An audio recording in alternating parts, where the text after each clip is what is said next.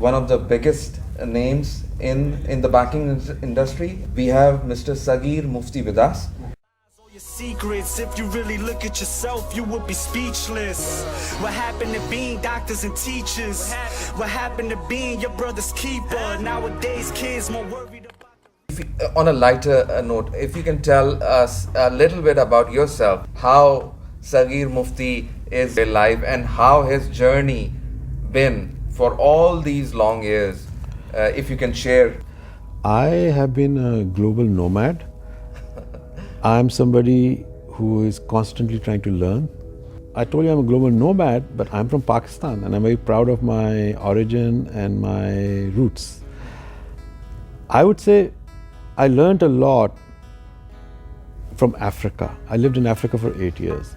And the reason I learned a lot in Africa, it was a very tough environment. It was a very difficult environment. And you had to innovate and you had to rely on nobody but yourself to get through very complicated situations. And which country was? I lived in West Africa. I lived in Lagos, Nigeria.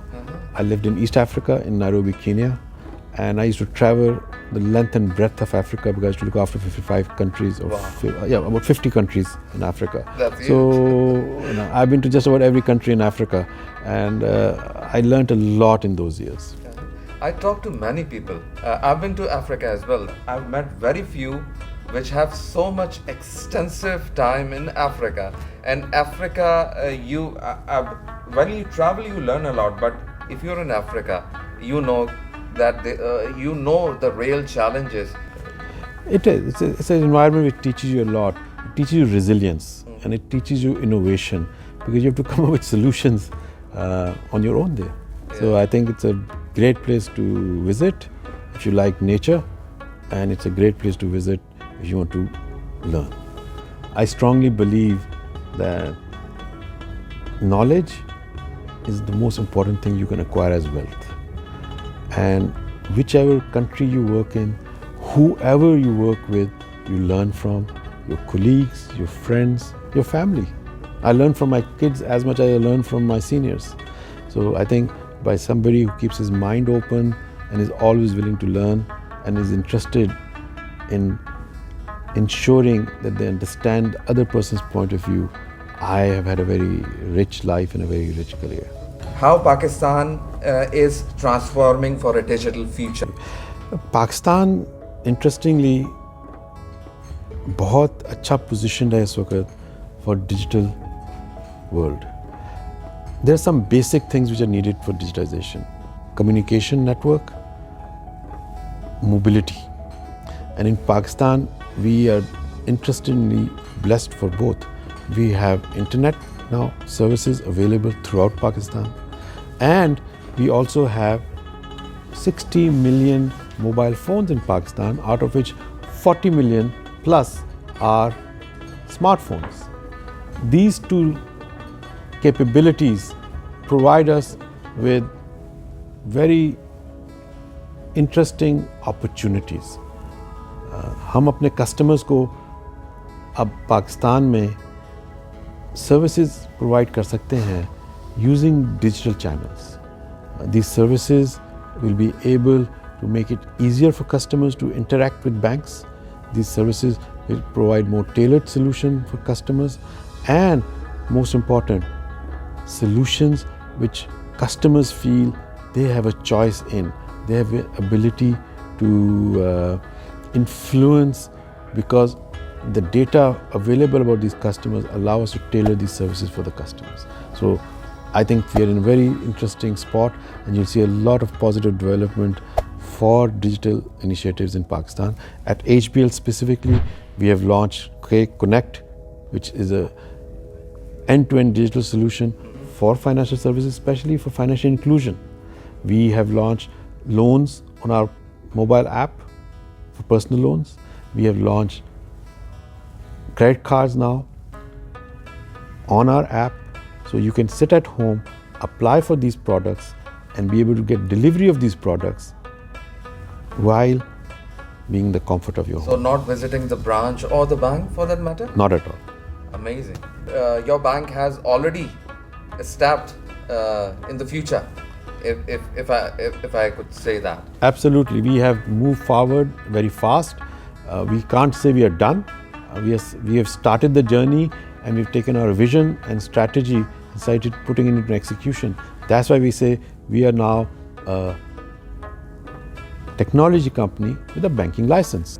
Since you were the global head of AML at Citigroup, so I have a similar sort of a question for the rising challenge of compliance, especially in Pakistan, I would say. How is the banking model being reshaped by the new AML KYC regime, if you could? Absolutely, very good observation on your part. Banks have realized the world has changed. Standards have changed.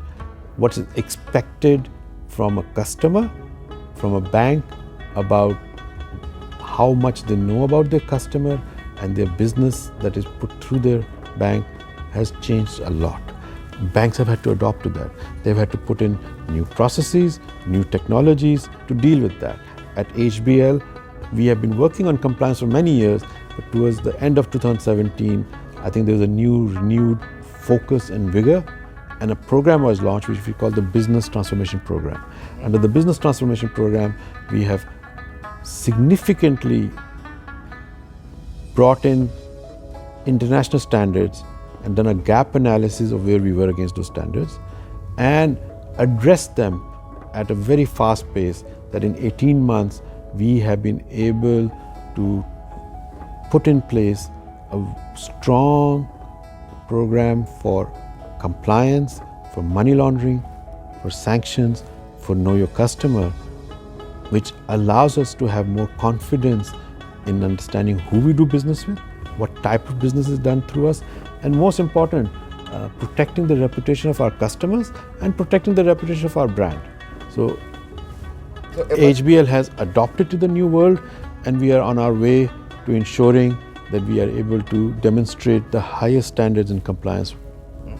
But if I can add, the magnitude of your operations are in 19 countries, and you have so many central banks for that matter. Cost of compliance, don't you think is higher for a bank of your size?